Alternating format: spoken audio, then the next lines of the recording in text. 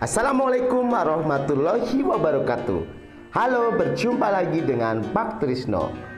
Pada hari ini kita akan belajar bersama materi kelas 6, tema 7, subtema 1, pembelajaran 3, pemimpin di sekitarku. Pak Trisno doakan yang menonton video ini bahagia dan sukses selalu. Pada pembelajaran ini ada 3 muatan pelajaran, yaitu PPKN KD 3.1 atau 4.1, IPS KD 3.3 atau 4.3, dan Bahasa Indonesia KD 4.3 atau 4.3. Yang pertama yaitu PPKN KD 3.1 atau 4.1 tentang pengamalan atau penerapan nilai-nilai Pancasila. Pada kali ini kita akan membahas tentang penerapan Pancasila sila pertama atau ke-1 yang bunyinya ketuhanan yang Maha Esa. Sila pertama dilambangkan dengan bintang emas. Penerapannya pada kehidupan sehari-hari: yang pertama, percaya dan takwa terhadap Tuhan yang Maha Esa. Yang kedua, mengembangkan sikap hormat menghormati dan bekerja sama antar pemeluk agama. Yang ketiga, membina kerukunan hidup di antara sesama umat beragama. Yang keempat, agama dan kepercayaan itu masalah yang menyangkut hubungan pribadi dengan Tuhan. Yang kelima, mengembangkan sikap saling menghormati, kebebasan menjalankan ibadah sesuai agama dan kepercayaan masing-masing. Yang keenam, tidak memaksakan suatu agama dan kepercayaan terhadap Tuhan yang Maha Esa kepada orang lain.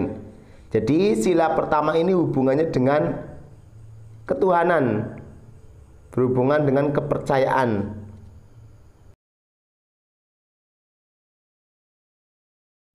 Di sini ada teks bacaan yang nanti hubungannya dengan Pancasila sila ke-1. Judulnya Pak Abdi. Ya, Pak Abdi itu adalah seorang pemimpin yang baik. Bu Erika pun belajar dari Pak Abdi ya. Nanti bisa dibaca dengan cermat.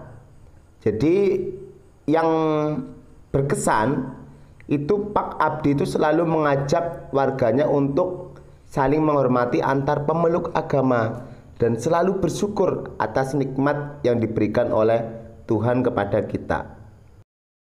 Dari bacaan tadi, pertanyaannya yang pertama, nilai kepemimpinan apa yang dimiliki Pak Abdi? Itu baik, memperhatikan warga, inspiratif, dan pandai bersyukur. Manfaat yang diperoleh dari program kegiatan Pak Adi itu penduduk hidup dengan rukun, aman, dan damai. Apakah Pak Adi sudah mengajak penduduknya mengamalkan nilai ketuhanan? Ya, itu sesuai nilai pertama ya, bersyukur kepada Tuhan. Teladannya tadi juga sudah. Selanjutnya yaitu IPS KD 3.3 atau 4.3, peran Indonesia dalam bidang ekonomi ASEAN. Jadi kegiatan ekonomi itu ada 3, yaitu produksi, menghasilkan barang, konsumsi, memakai barang, dan distribusi, menyalurkan barang dari produsen ke konsumen.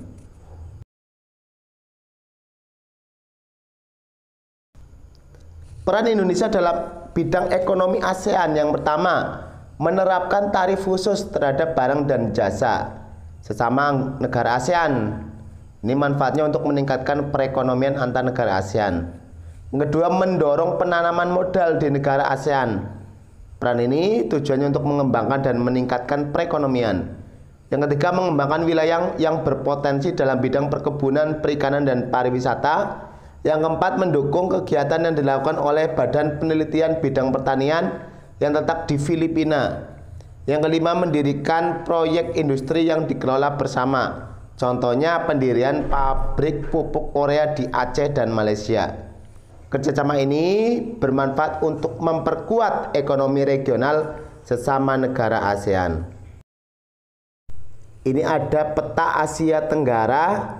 Nanti dari gambar ini kita akan menjawab beberapa pertanyaan sebagai berikut. Yang pertama, negara apa saja yang termasuk wilayah Asia Tenggara? Ada 10. Indonesia, Singapura, Malaysia, Brunei Darussalam, Filipina, Kamboja, Thailand, Laos, Vietnam. Yang kedua, yang termasuk anggota ASEAN itu tadi sama. Sumber daya alam dan keunggulan. nanti bisa baca sendiri di situ. Lalu yang keempat, apa produk yang dihasilkan dan diekspor oleh setiap negara ASEAN? Di situ sudah ada Indonesia, Thailand, Brunei Darussalam, ada produk ekspornya dan tujuannya. Ada Filipina, Malaysia, Singapura dan Kamboja. Nanti bisa dibaca lagi lebih teliti, yaitu tentang produk ekspor dan kemana tujuan ekspornya. Ini ada 10 negara ASEAN ya yang kita pelajari. Jadi hubungannya dengan ekspor dan tujuannya sudah sangat jelas, tinggal dibaca sendiri lebih teliti. Selanjutnya produk yang diimpor, ini juga sudah ada. Indonesia mengimpor mesin dan terusnya dari mana? Dari Jepang. Itu ada Thailand, Malaysia, Vietnam, Laos. Itu nanti juga bisa dilihat apa yang diimpor. Dari Myanmar, Singapura, Brunei, Filipina, Kamboja, produk yang diimpor, terus negara asal barang itu mengimpor itu dari mana, sudah dijelaskan secara jelas. Selanjutnya itu bahasa Indonesia mengidentifikasi teks pidato. Jadi bagian-bagian pidato yang pertama salam pembuka berisi kata sapaan. Selamat pagi, siang, bisa saja assalamualaikum. Terus yang kedua pendahuluan memaparkan topik permasalahan. Inti berisi pembahasan topik secara lengkap. Penutup penyampaian rangkuman. Salam penutup berisi terima kasih dan seterusnya. Kalau kita lihat bacaan yang tadi yang judulnya Pak Abdi, itu ada penggalan pidato yang disampaikan oleh Pak Abdi dan hanya bisa dirangkum ini.